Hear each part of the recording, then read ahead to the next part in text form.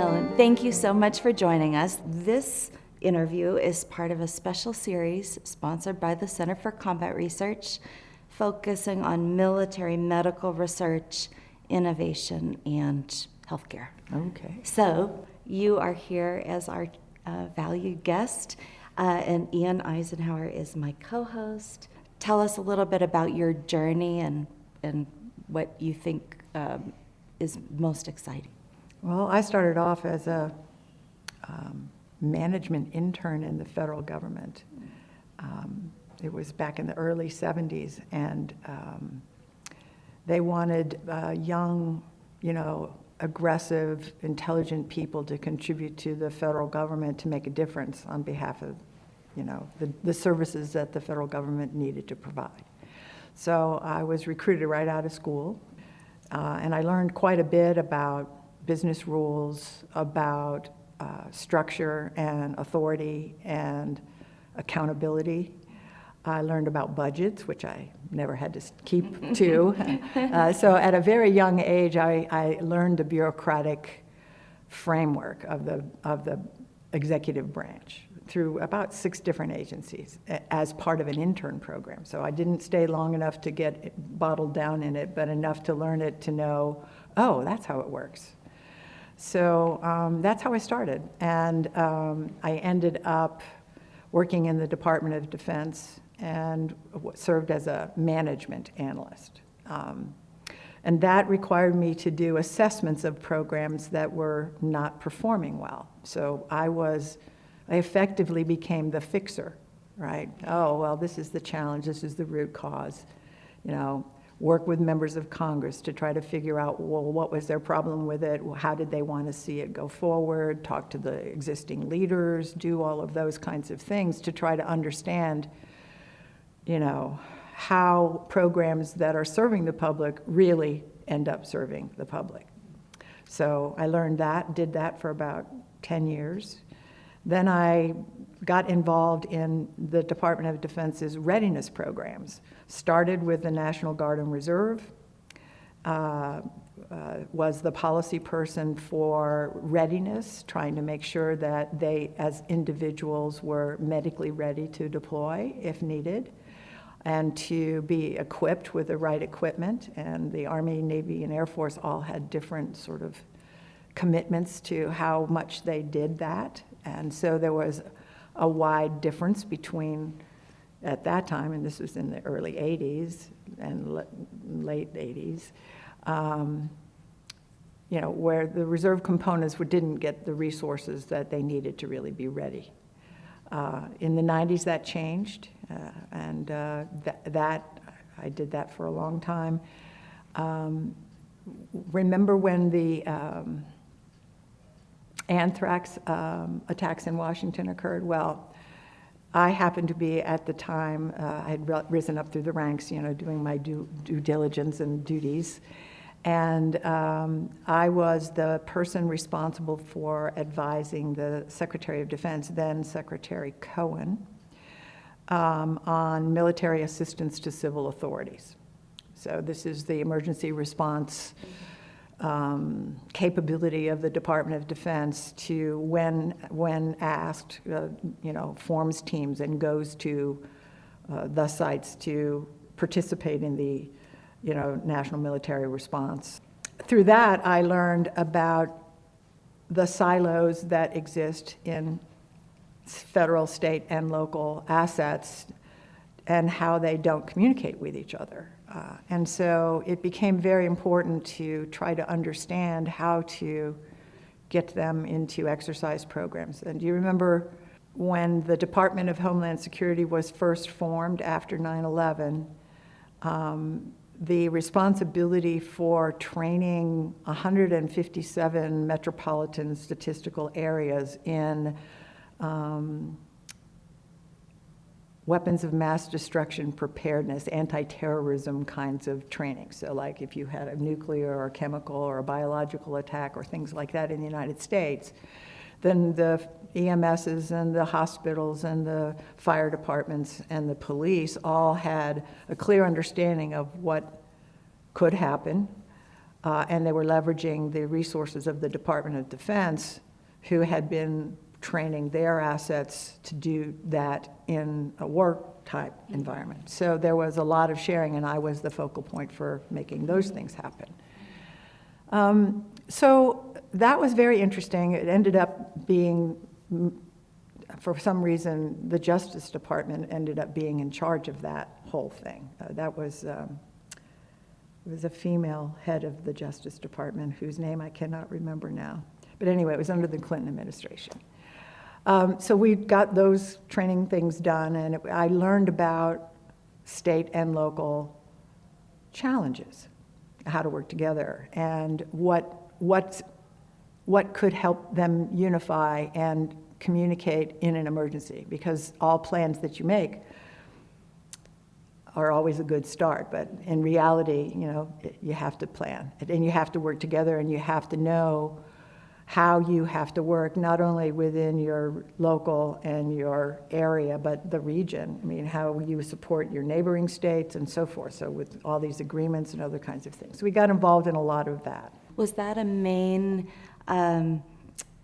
foray for you into looking at a sort of a clinical or basic science research component to very implementation-oriented work, where suddenly you're like, do we even know the answer to this question? Do we need the answer? Right. What are those questions? How would we prioritize? Well, that was what we tried to figure out. I mean, there was a huge investigation trying to understand where did this strain of anthrax come from? And the forensic evidence and the technologies simply weren't sophisticated enough to be able to provide that information.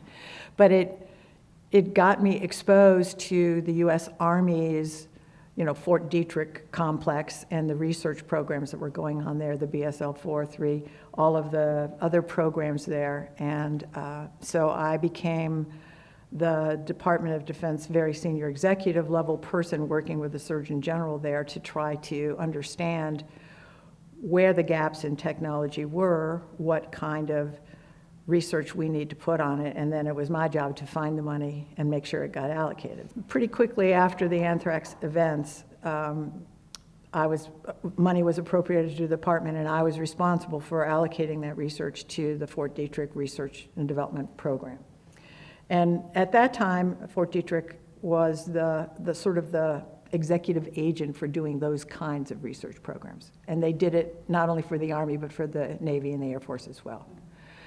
So I became exposed to all of the research programs and the things that, beyond just anthrax, but you know, really all of the 6 sort of categories of research that is done by the military to fill gaps in capability to protect or prevent or promote or detect potential things in their combat environments or wherever they work, and then to diagnose, treat. For the things that the military needs, they are usually either repurposing a drug or a process or a diagnostic tool or something to perform a different thing than it was that it was researched for. Is that the approach because of the speed? To get, you don't have the years to do fundamental drug discovery and hope you're going to find the target. They need something now. Well, I think that the structure at Fort Detrick at the time, they had fairly large benches to look at existing technology and had a way to assess whether or not there was an off-label use of some kind of something that would work. And when they found it, they would pursue that and work with the FDA and the Office of Regulatory Affairs and do what had to be done to get approved for off-label use of existing technologies in the marketplace. But most of the time they had to do the research to invent something that hasn't been done before. We need to do something. We're going to be in Ukraine and there's going to be weapons that fly above you and just shoot at you randomly, right, and really blow you up. Now, nobody anticipated that as a technology for weapons. But it's happening, and people are being injured very, very harshly in ways, and there's no hospital infrastructure there because of the ongoing war. So now we have learned from the Ukraine war, for instance, that we have to be able to deliver care and stabilize and, individuals in the field for an extended period of time until they can, the fighting stops, there's a pause because they run out of ammunition usually, and then to get the person back to, critical care. So that created a whole series of, oh my gosh, we need sterilization techniques, we need to improve our infection because they're going to be sitting there for long periods of time. We need to do various other kinds of things. So these research requirements were then identified in a war that we weren't involved in. But we certainly took note of it and offered to assist in any way we could, and that's how we have learned those lessons. So that's basically the message for the people here is, if you want to be a researcher supporting military health, the people who are doing the work of being ready to go out and support the line in prosecuting the mission of the military, prosecuting a war or prosecuting a peace negotiation or doing whatever is required. But the medical units are responsible for understanding the environment that occurs when that activity is deployed.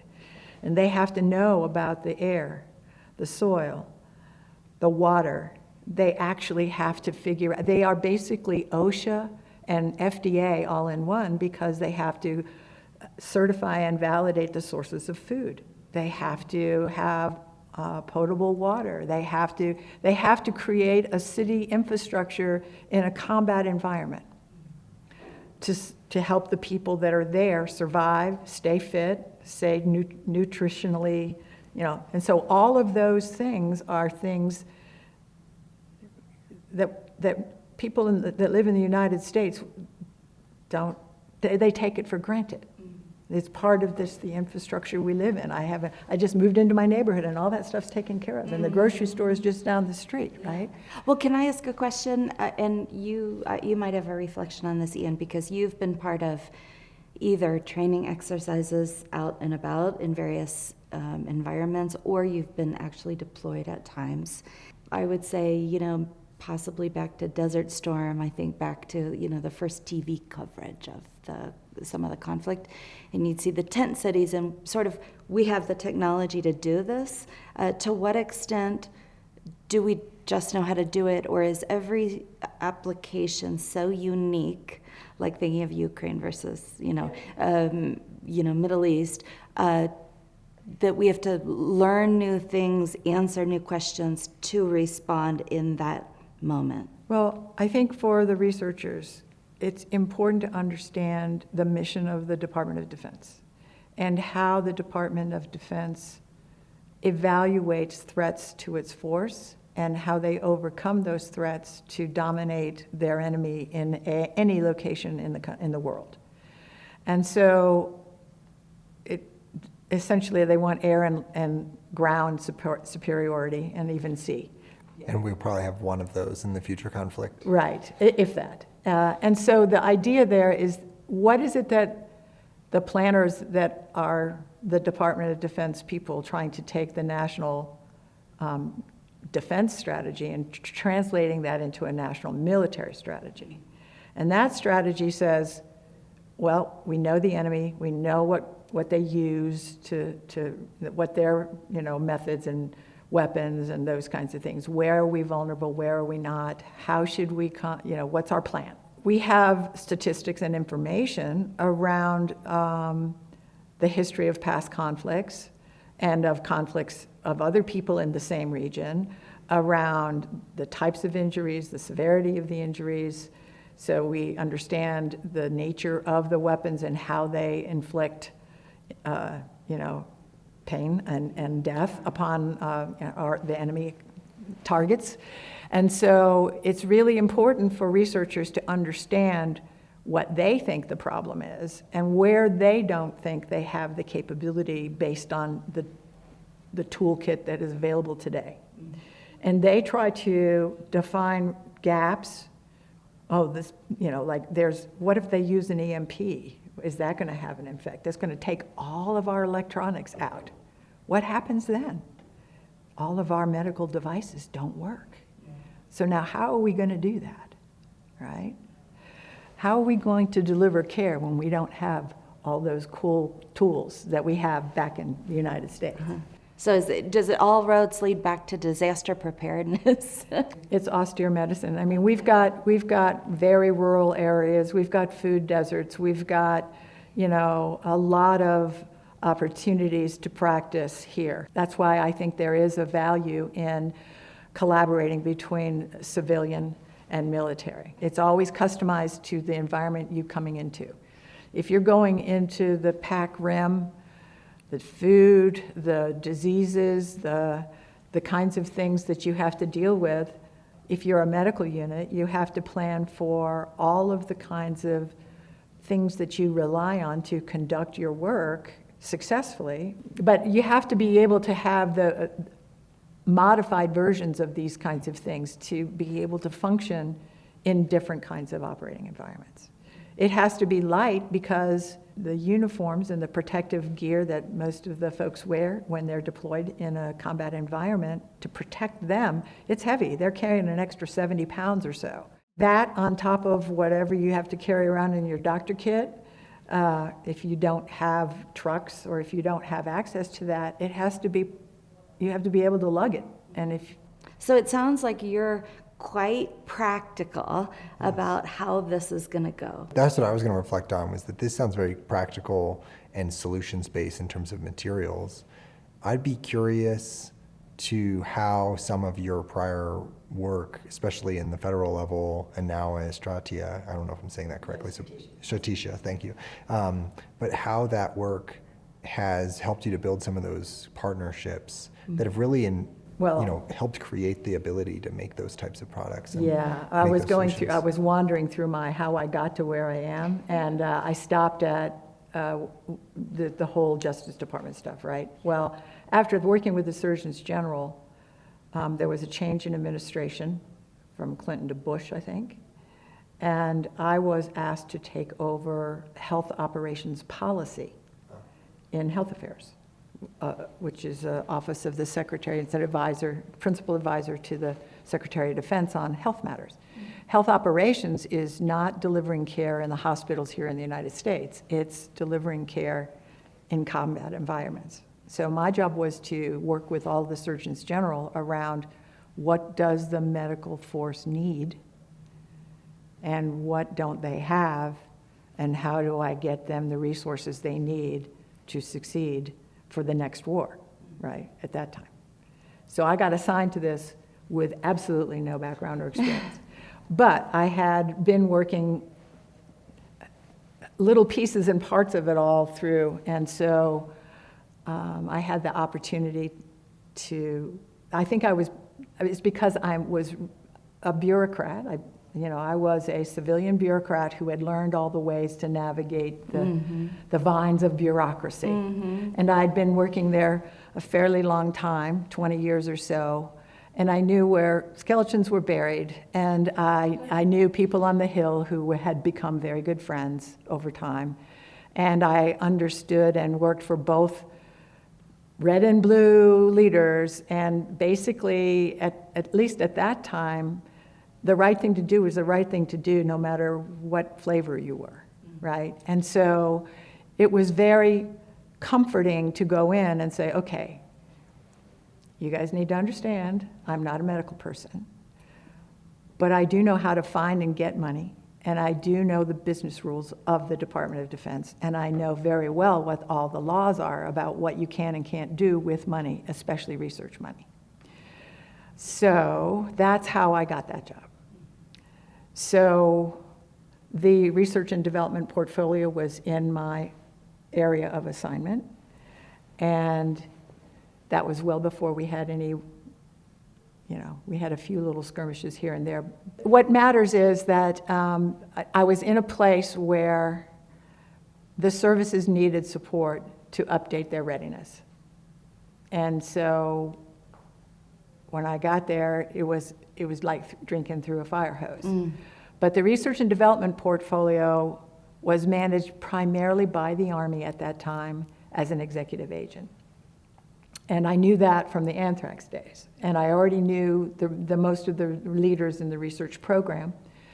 And the first person that I talked to when I landed there was Lester Martinez Lopez. Oh. He was the commander at Fort Detrick, the research programs there, when I was sitting in this highfalutin office and not qualified to be in my job. And so I went over to Lester and I said, okay. I said, we've met before because of the anthrax. And he goes, oh, I remember you. And I said, okay, well, just look at me as the person who will enable you for success. I need you to get with your people.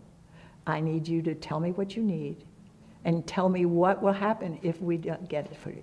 And so that's what he did, and that's what I did. And I think I gave him a big increase in money for his research program. Well, 9/11 happened after that, and I was responsible for implementing smallpox vaccinations across the force, which was a very old technology, and there had to be a lot of testing to see if it would even protect at that point. A lot of pressure, a lot of speed. So it was difficult, but it got done. We had, in the first month of shock and awe in Iraq, we realized that all of the medical units that had been built by all of the services had gone to their respective places. And there was so many of them that it was unclear where we should take patients when they were injured or by accident or by enemy contact, because we didn't know the capabilities of all. I mean, they didn't coordinate with each other. Navy was separate from Army and Army was separate from Air Force. So there was a major conference that I sponsored to say, okay, guys, we have to have some kind of common way. We should do a triage, sort of like in the United States. We need to have, a trauma system. So a trauma network was established, a joint trauma system was established for Iraq pretty early. It was like maybe the third month in, and that became the standard, and we kept improving on it and improving on it. What we learned there, we learned a lot of things about what we had and how to improve it. We used a lot of lessons learned. That was how I learned what I needed to know about the research program. And so from a young person's sake, it's important to know your customer and to interface with your customer, to really think about what are the possible second and third order values of the technology they're looking for. Because they're asking you to do one thing. I need the ability to sterilize my instruments without water. Okay, but how can that technology be used in other ways? In the military and in the civilian world? Because the priority for the Department of Defense is to prosecute its mission, and its mission is not research. It's a necessary part to at least kick off things that is needed that is not available in the marketplace, especially if it doesn't exist in any form. So you have to do the basic research to do that. So they're willing to underwrite that, but once it gets to a certain point, it needs to be transitioned to the commercial marketplace. And so this is why, especially in today's environment where the federal government is being examined for what doesn't the federal government need to pay for, this administration's moved the cheese. The federal government is not going to underwrite everything, right? So exactly how are we going to move forward here to make sure that what needs to get done to support our national security objectives and to support the people who volunteered to serve this country, to make sure that we take care of them in the best way possible. So it is absolutely critical that we encourage and incentivize our industry partners to engage with us to find dual value in the development of cutting-edge technologies. And if we don't do that, we're going to stall, I think, because DoD can't afford clinical trials for, at the length and time that it takes to bring those technologies to bear in the marketplace. So we have to come up with a model that is a win-win for both of us, right? And so I learned that while I was doing this job. I did that job it got renamed, but I did it for about 10 years. The federal government really is about public service. It's about protecting the interests of, that's what government is for, is to have a stable, consistent things that will support the public when the public can't do for themselves, right? In public emergencies or disasters or whatever. And the military does this. And so, we should share, we should collaborate, and we should all benefit from improving our ability to do these things. Okay, that's a beautiful summary, and I'm just going to add one more lesson before we close. We could talk for days. Part of the story I heard was your positive relationships with people who typically agree with you or people who don't always agree with you were major resources in moving forward and getting things done. So thinking about advising people, as you build your career, that relationships are major assets in the important work you do. Well, I think, I ended my career as the same job that Lester had. I was the assistant secretary for a while before I retired. And what I learned is you have to understand responsibility and authority to make decisions.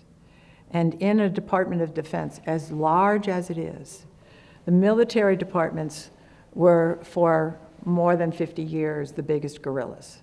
They organized, trained, and equipped their assets in ways that supported their doctrine, their missions, their methodologies, and their chain of command. When you conduct a war in a place not here, all of a sudden, all three of those stovepipes have to work together. And not having consistent protocols, not having standard training, not using the same equipment, not training together creates inefficiencies and results in actually degrading the ability to actually care for our military members on the ground.